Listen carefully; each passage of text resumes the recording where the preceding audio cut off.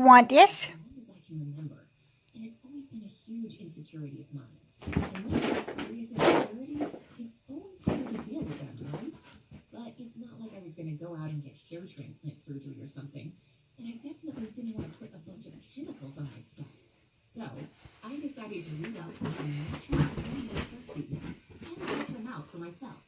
I tried like 6 different things, but the one that really took my pathetic thin hair and turned it into thick, luscious locks was fenugreek seeds.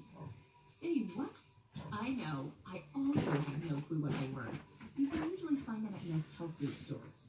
Anyway, I didn't just go into this experiment all willy-nilly. I did do my research. Apparently, these seeds have hormones in them that are responsible for hair growth, strengthening your hair, and preventing breakage. They also add shine and fight dandruff. Bingo. So, I used fenugreek in 2 ways to treat my hair. I made a hairspray and a hair oil. They both do the trick, so it's your call which one you want to go with. You can always change them up, too. If you're more into hairsprays, all you need is half a bowl of fenugreek seeds. Let them soak in water overnight.